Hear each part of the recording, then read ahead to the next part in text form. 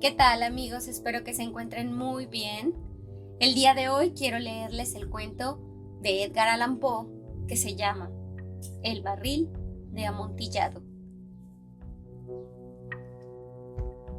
Lo mejor que pude, había soportado las 1000 injurias de Fortunato, pero cuando llegó el insulto, juré vengarme. Ustedes que conocen también la naturaleza de mi carácter, no llegarán a suponer, no obstante, que pronunciara la menor palabra con respecto a mi propósito. A la larga, yo sería vengado.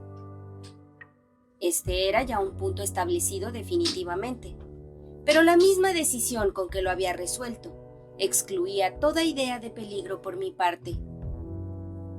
No solamente tenía que castigar, sino castigar impunemente. Una injuria queda sin reparar cuando su justo castigo perjudica al vengador. Igualmente, queda sin reparación cuando ésta deja de dar a entender a quien le ha agraviado que es él quien se venga. Es preciso entender bien que ni de palabra ni de obra di a Fortunato motivo para que sospechara de mi buena voluntad hacia él. Continué, como de costumbre, sonriendo en su presencia, y él no podía advertir que mi sonrisa, entonces, tenía como origen en mí la de arrebatarle la vida. Aquel Fortunato tenía un punto débil, aunque en otros aspectos era un hombre digno de toda consideración y aún de ser temido. Se enorgullecía siempre de ser un entendido en vinos. Pocos italianos tienen el verdadero talento de los catadores. En la mayoría, su entusiasmo se adapta con frecuencia a lo que el tiempo y la ocasión requieren, con objeto de dedicarse a engañar a los millonarios ingleses y austriacos. En pintura y piedras preciosas, Fortunato, como todos sus compatriotas, era un verdadero charlatán, pero en cuanto a vinos añejos, era sincero. Con respecto a esto, yo no difería extraordinariamente de él. También yo era muy experto en lo que se refiere a vinos italianos, y siempre que se me presentaba ocasión, compraba gran cantidad de estos. Una tarde, casi al anochecer, en plena locura del carnaval, encontré a mi amigo. Me acogió con excesiva cordialidad, porque había bebido mucho. El buen hombre estaba disfrazado de payaso. Llevaba un traje muy ceñido, un vestido con listas de colores y coronaba su cabeza con un sombrerillito cónico adornado con cascabeles. Me alegré tanto de verle que creí que no había estrechado jamás su mano como en aquel momento. Querido Fortunato, le dije en tono jovial, este es un encuentro afortunado, pero qué buen aspecto tiene usted hoy. El caso es que he recibido un barril de algo que llaman amontillado, y tengo mis dudas. ¿Cómo?, dijo él. ¿Amontillado? ¿Un barril? ¡Imposible! ¿Y en pleno carnaval?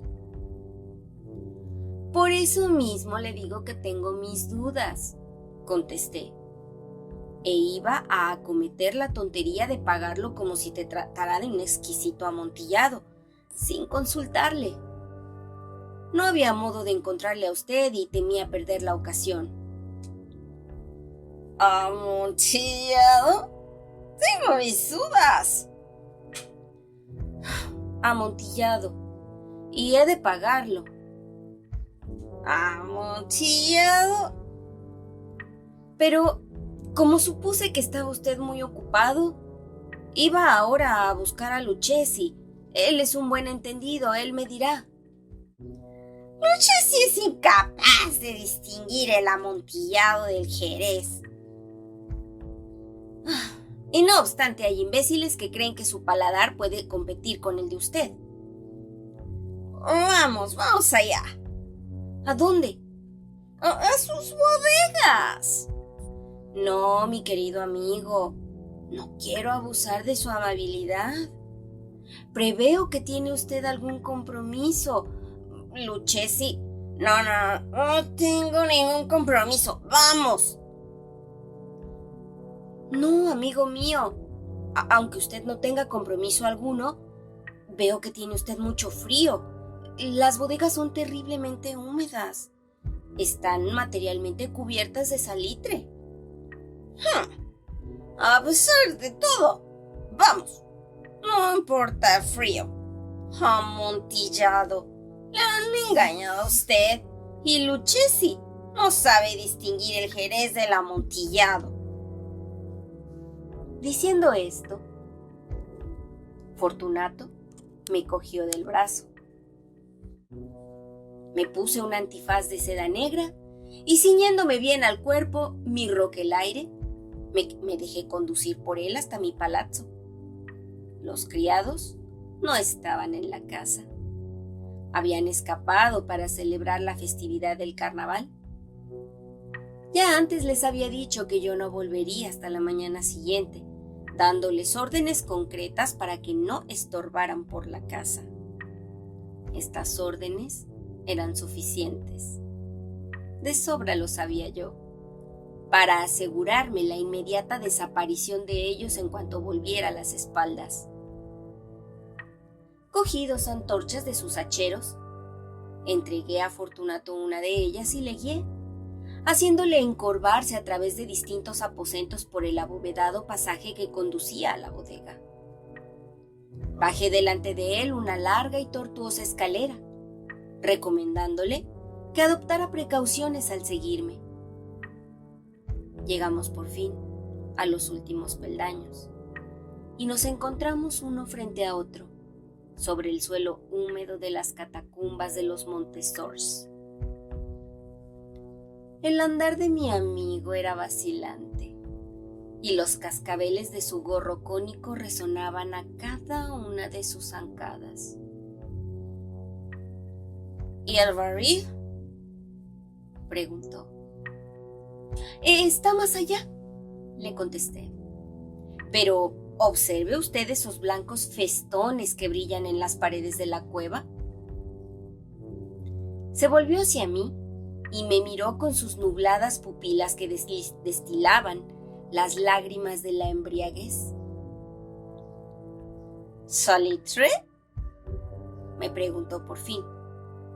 Salitre, le contesté. ¿Hace mucho tiempo que tiene usted esa tos?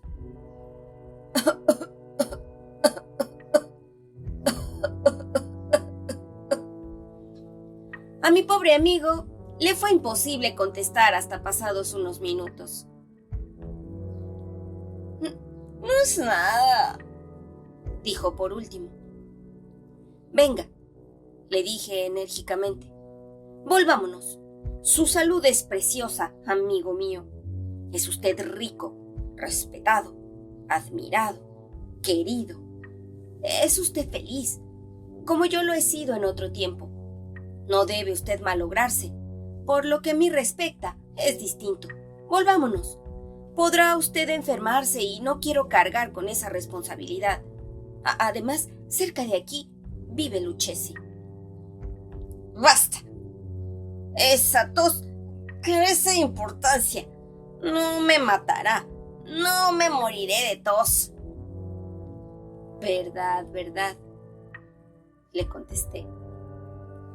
Realmente, no era mi intención alarmarle sin motivo, pero debe tomar precauciones. Un trago de este Medoc le defenderá de la humedad. Y diciendo esto, rompí el cuello de una botella que se hallaba en una larga fila de otras análogas tumbadas en el húmedo suelo. «Beba», le dije ofreciéndole el vino. Llevóse la botella a los labios, mirándome de soslayo. Hizo una pausa y me saludó con familiaridad. Los cascabeles sonaron.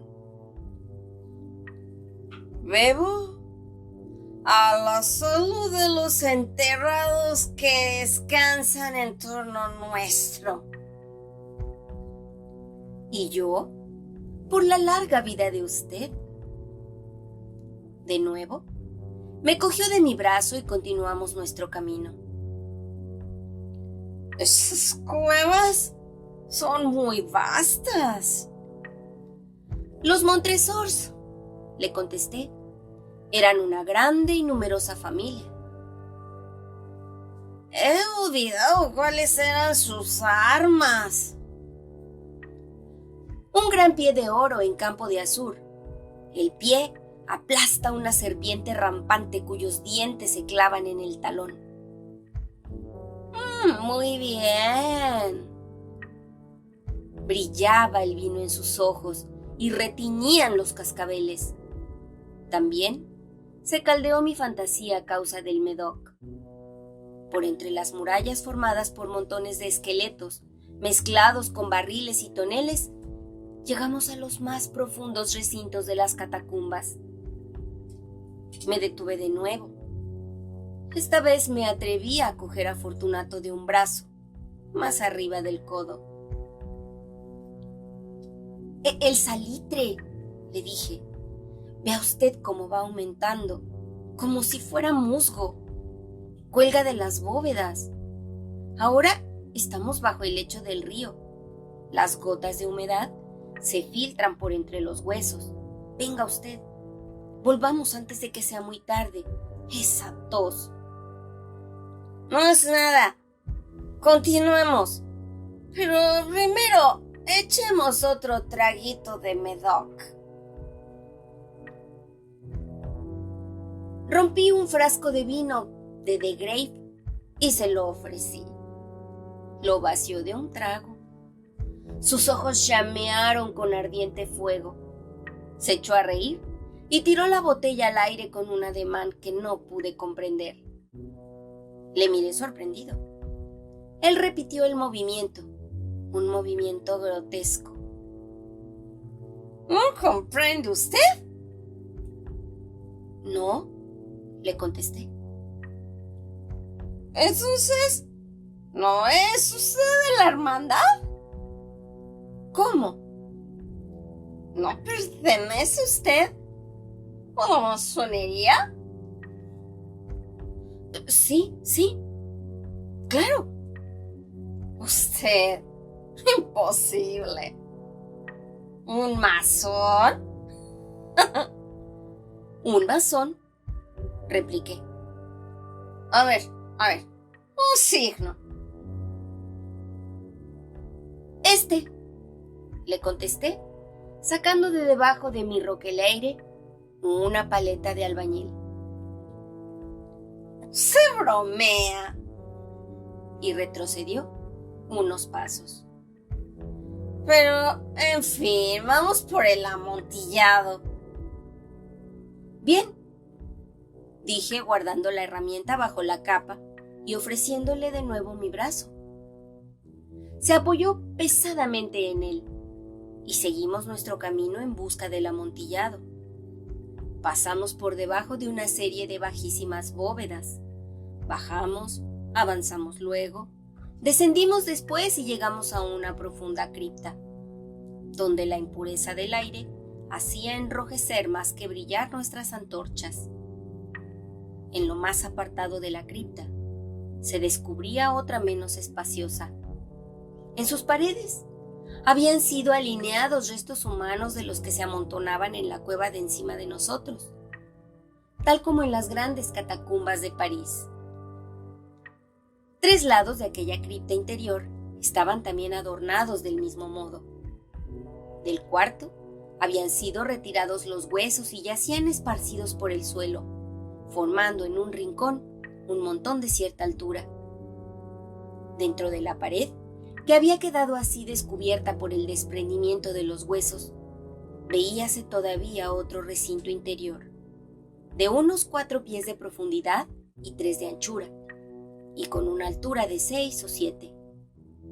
No parecía haber sido construido para un uso determinado, sino que, formaban sencillamente un hueco entre dos de las enormes pilares que servían de apoyo a la bóveda de las catacumbas y se apoyaban en una de las paredes de granito macizo que las circundaban. En vano, Fortunato levantó su antorcha casi consumida. Trataba de penetrar la profundidad de aquel recinto. La débil luz nos impedía distinguir el fondo. Adelántese, le dije. Ahí está el amontillado.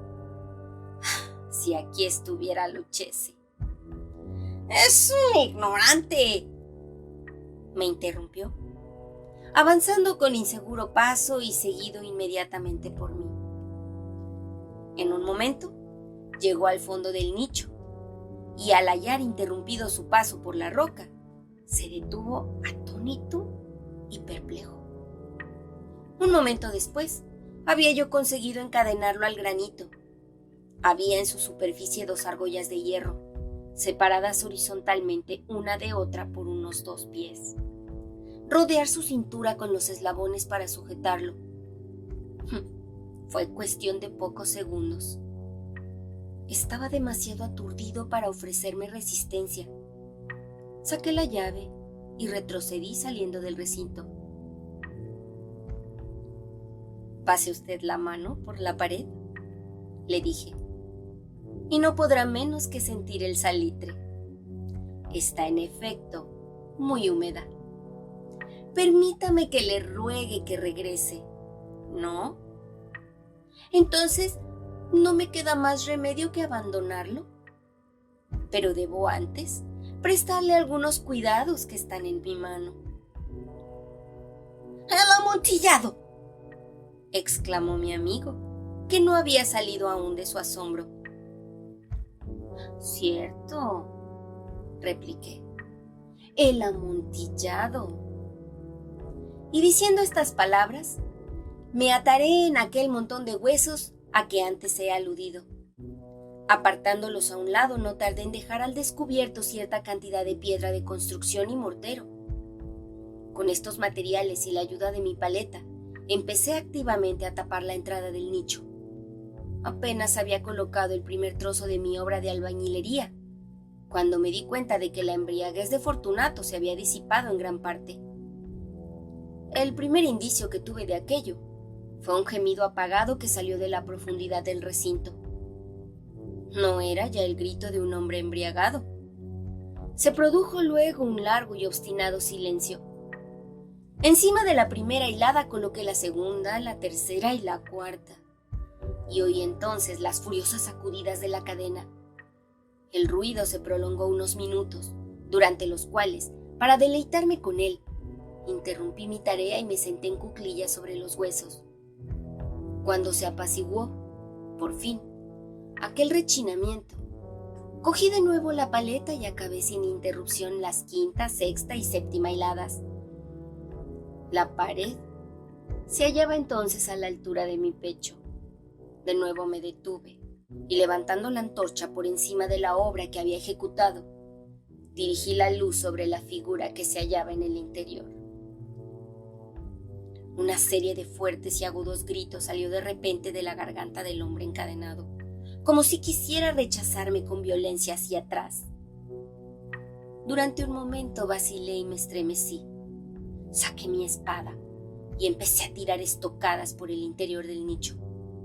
Pero un momento de reflexión bastó para tranquilizarme. Puse la mano sobre la maciza pared de piedra y respiré satisfecho. Volví a acercarme a la pared y contesté entonces a los gritos de quien clamaba. Los repetí, los acompañé y los vencí en extensión y fuerza. Así lo hice, y el que gritaba acabó por callarse.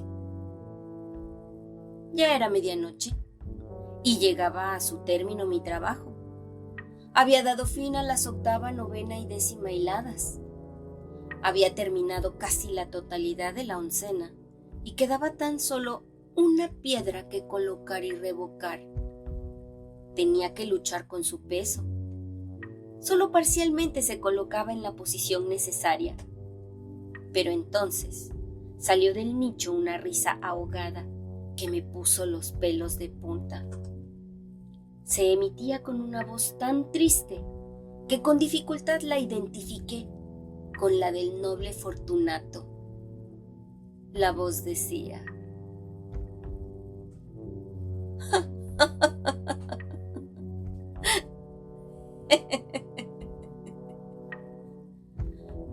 buena broma, amigo. Buena broma. Lo que nos reiremos luego en el palazzo. A propósito de nuestro vino. El amontillado, dije. Sí, el amontillado. Pero ¿no se nos hace tarde? ¿No estarán esperándonos en el palazzo Lady Fortunato y los demás? ¡Vámonos! Sí, vámonos ya. ¡Por el amor de Dios, Montresor!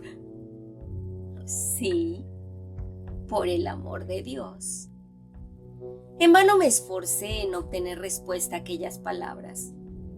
Me impacienté y llamé en alta voz: ¿Fortunato? No hubo respuesta y volví a llamar. ¿Fortunato? Tampoco me contestaron. Introduje una antorcha por el orificio que quedaba y la dejé caer en el interior. Me contestó solo un cascabeleo. Sentía una presión en el corazón, sin duda causada por la humedad de las catacumbas. Me apresuré a terminar mi trabajo. Con muchos esfuerzos coloqué en su sitio la última piedra y la cubrí con argamasa. Volví a levantar la antigua muralla de huesos contra la nueva pared. Durante medio siglo, nadie los ha tocado. En paz descanse.